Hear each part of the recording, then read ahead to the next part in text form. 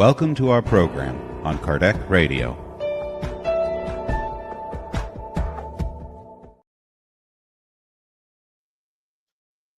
Hi dear friends, we are back with our book Living Spring by Emmanuel through Chico Xavier.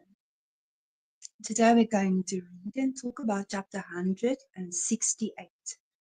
And Paul, the 2 Corinthians 4 verses 18, is quoting, let me just say, it's between the cradle and the grave. And Paul is stating, not minding things that can be seen, but things that are unseen. For what can be seen is temporary, whereas what is unseen is eternal. And Emmanuel explains, the flower we see soon wilts, but its fragrance, which escapes us, enriches the economy of the world. The monument that impresses us will suffer the action of time. But the invisible ideal that inspires, it shines eternally in the artist's soul. The Acropolis in Athens, admired by millions of eyes, has been wasting away little by little. Nevertheless, the Greek culture that produces it is immortal in its earthly glory. The cross that the people forced on Christ was an instrument of torture, seen by everyone. But the Lord's Spirit, which nobody sees, is a sun that has grown bigger and bigger with the passing of time. Do not get too attached to transitory flesh. Tomorrow, the infancy and youthfulness of the body will become middle and old aged. The lands you possess today will inevitably be divided up in the future. The ornaments you are proud of today will turn into dust and ashes. The money that serves you today will pass into different hands. Use what you see to accumulate what you do not yet see. Between the cradle and the grave, human beings have the right to make use of the land in order to perfect themselves. Therefore, do not get attached to the deceitful shell of beings and things, learning and struggling, working and serving with humility and patience in constructing the good. You will accumulate in your soul the richness of life eternal. So Emmanuel is again reminding everyone, and we as Spiritists know, if we read the books from Andre Louis, that if we connect with something that is special, that we don't want to give away, that when we disconnect, we have this attachment to things. So it is good to ask ourselves and to look at the things that surround us. What are we attached to?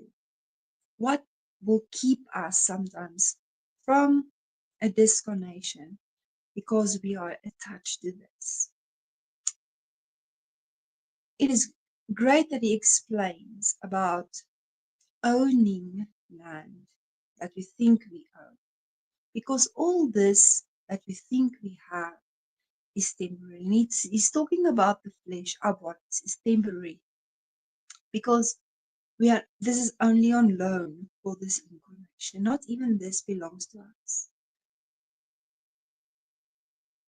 I know that one day Vanessa talked about in the COVID time about the Spirit's book that she had. I think most of us as Spiritists love our Spirit's books, and it is like a treasure, every one of us.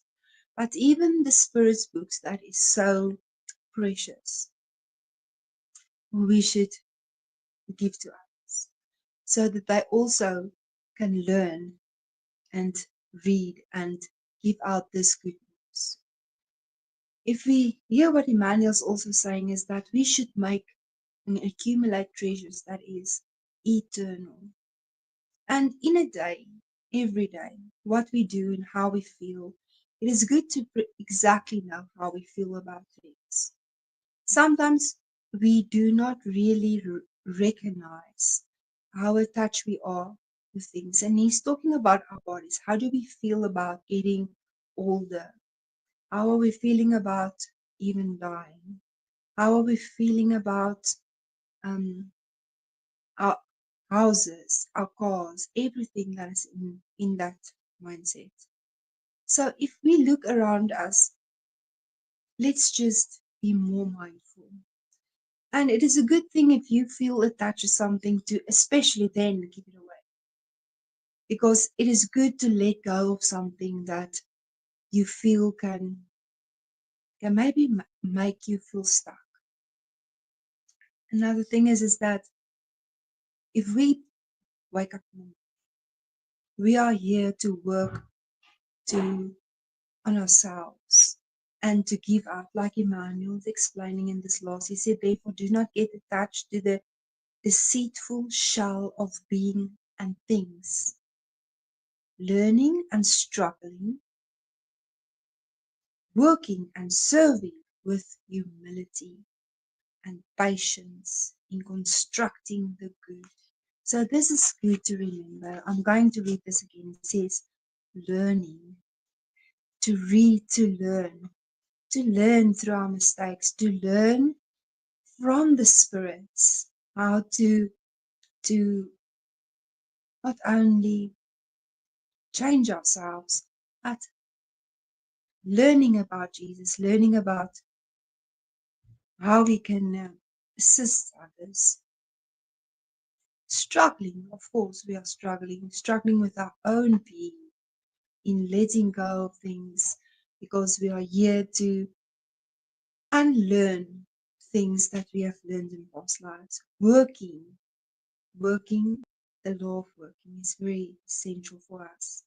Working in a way of always helping, always serving others as well. Even if sometimes you are at your work and you are tired from the day, and to go that extra mile sometimes help us a lot. Serving in a way of being patient, serving in a way in forgiving. Serving has a great explanation how to serve each other with humility, not being think that we are better, but like Jesus has washed his disciples' feet.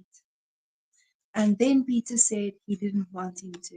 And he said, if you don't want me to wash your feet, then you can't be my apostle. So Jesus is serving in humility and patience. Patience is a way of love, is a way of serving, in constructing the good. Always thinking, always taking everything, constructing it into the good. You will accumulate in your soul the riches of life. And that is what we work towards, is to always think about our eternal decisions. How will this decision and how will this feeling affect my eternal? And if we have that mindset, even though, like Emmanuel says, sometimes it's a struggle, there's a beautiful passage that Chico Xavier wrote and says that the struggle is with himself every day to change his way of being, his way of thinking, his way of serving. So the struggle is in ourselves, not with others, not with things, not with what someone is doing, but with ourselves and how we proceed further in this life.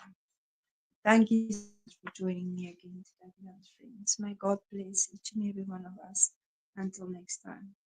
Bye-bye.